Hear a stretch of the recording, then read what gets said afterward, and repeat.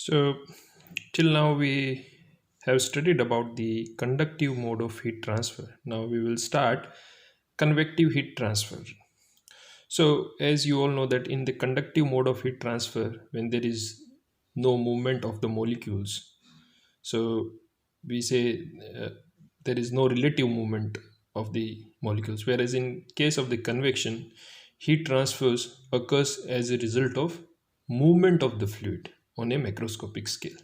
So when fluid moves or when the molecules of a fluid moves from one point to the another point, basically they will travel. Okay. So this convective rate of heat transfer is also called as the Newton's law of convection. So what is the Newton's law of convection? What it states? The Newton's law of convection states that the rate of heat transfer is proportional to the heat transfer area and temperature difference. So for example, if a hot surface or hot plate is kept in an open environment, then there will be heat transfer from the hot surface to the ambient condition. So that is the temperature difference. That means surface temperature minus surrounding temperature. So rate of heat transfer is proportional to the surface area, that means the plate surface area, and temperature difference. And this H is called as the proportionality constant, which is also known as convective rate of heat transfer coefficient, H, where the unit of H is watt per meter square per Kelvin. Now further, this when a fluid is flowing over a surface, as you all know that the hydrodynamic boundary layer exists, where at the surface the velocity is zero, and as you move away from the surface the velocity increases. Similar to this hydrodynamic boundary layer, it is also known that a thermal boundary layer also exists, where for example, if this is the hot surface and it is surrounded by some temperature, let's say T naught, or it is surrounded by some ambient condition where temperature of that ambient condition or the ambient air is T naught. So there will be a temperature at the surface. If it is a hot surface, then there will be maximum temperature at the surface, and then it will decrease as you move away from the hot surface, and then in the bulk of the fluid it will be constant temperature, which is T naught. So there is a temperature difference. So similar to hydrodynamic boundary layer, a thermal boundary layer also exists, where the temperature in the thermal boundary layer varies between Ts and T naught. Now the thickness of this thermal boundary layer, here you can say this is the surface, this is the bulk of the fluid, and temperature drops from the surface temperature to the bulk fluid, or it varies between Ts and T naught, surface temperature and bulk of the fluid. Now the thickness of this thermal boundary layer depends upon as we had already discussed, it depends upon the velocity of the flowing fluid and physical properties of the flowing fluid, or you can say the thermal properties of the flowing fluid, like density, viscosity, specific heat, conductivity of that flowing fluid. So it depends upon the various parameter. Now the thickness of, so when I say this thermal boundary layer is mainly because it is adjacent to the surface, it is almost stagnant where the velocity is zero. So when I say the velocity is zero, what I can say, the temperature through this film is mainly by conduction, and it has been observed that the maximum resistance to this heat transfer is mainly offered by this stagnant film or the thermal boundary layer. Okay, so when I say the temperature difference through this film, what I can write, the conductive rate of heat transfer, which is Q is equals to minus K dt by dx. And what is dt by dx? It is the temperature difference over the thickness dx. Now what is the thermal boundary layer thickness? Delta. And what is the temperature difference over this thermal boundary layer? Is it Ts minus T naught and Ka. Now this negative sign I have eliminated because I have written Ts minus T naught, which is a positive temperature difference. That means in the direction of delta, positive delta, the temperature is reducing. So I am writing Ts minus T naught. So already this negative sign I have incorporated into the temperature difference. Further, what you can say, this Ts minus T naught, this is q, ka ts minus t naught upon delta.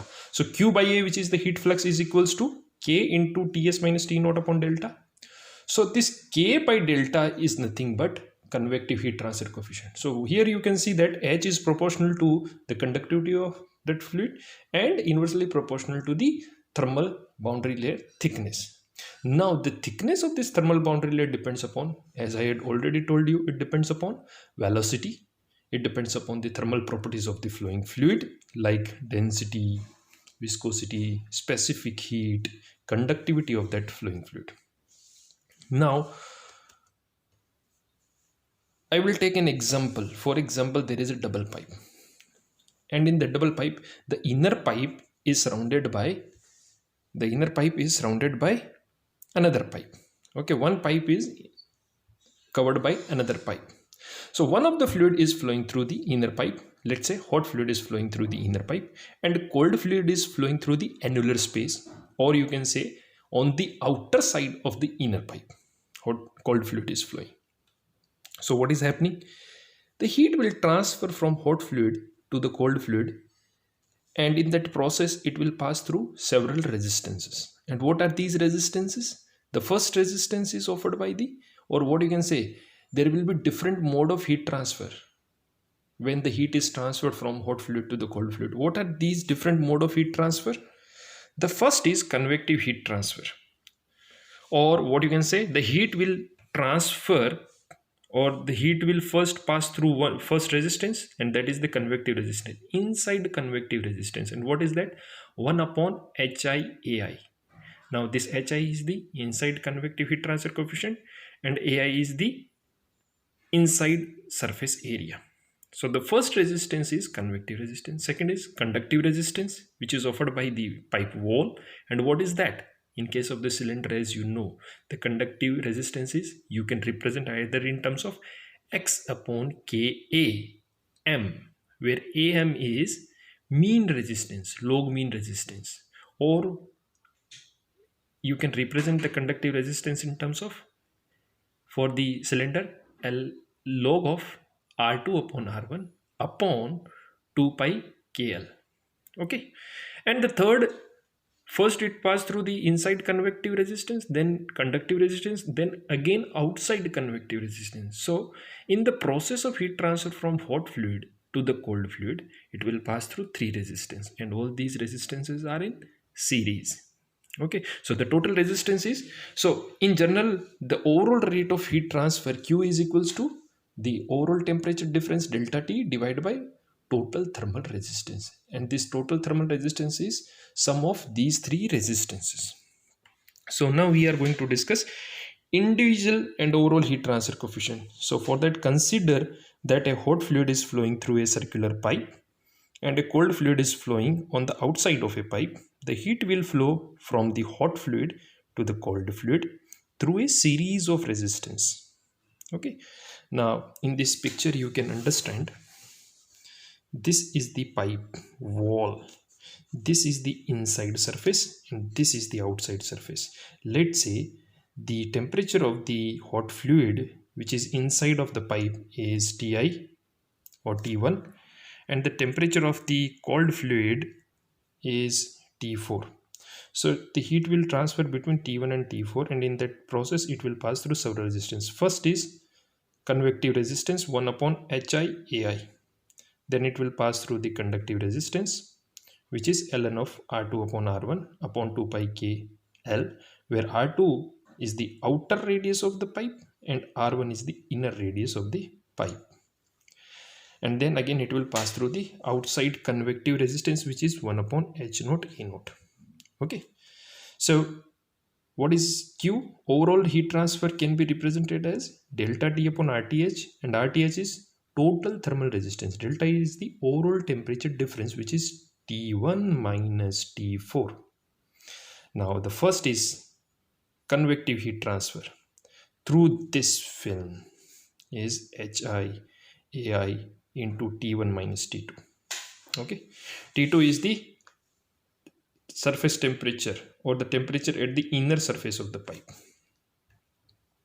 Okay, then heat conducted through a cylinder is T2 minus T3, T2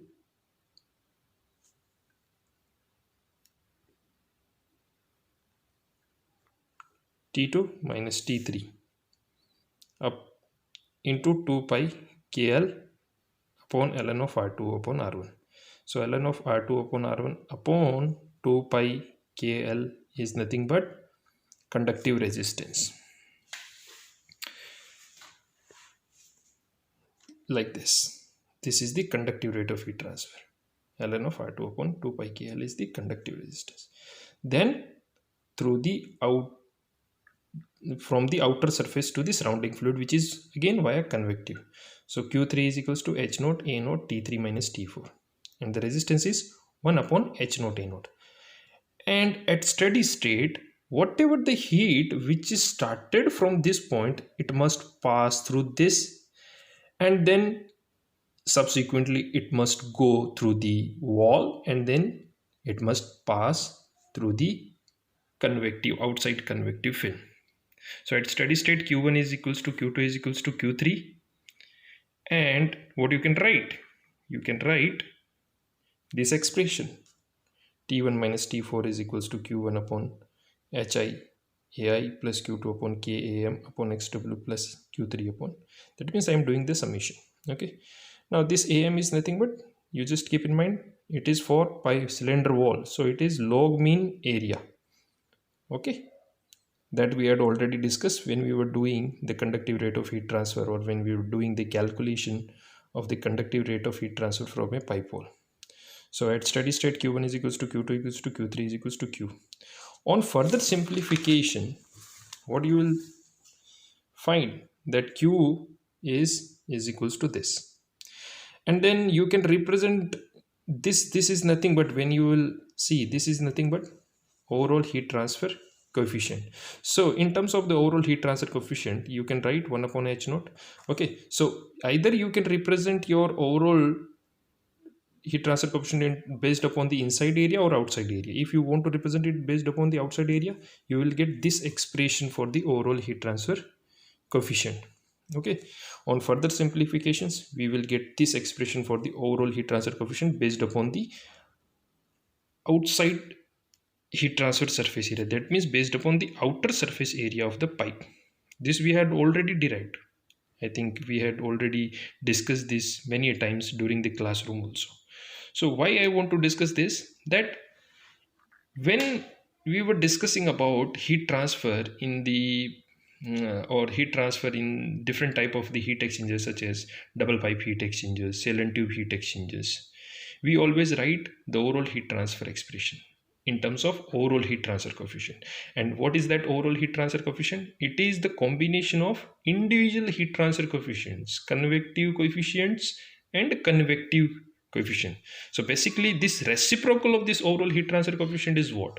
It is overall resistance, and overall resistance is sum of individual resistances.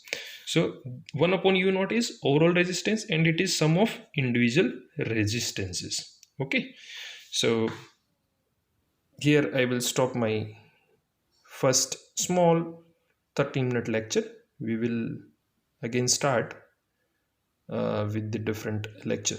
Okay, so what I will do, I will share with you the small videos. So while going through the notes, you can refer my videos also for the better explanations. Thank you.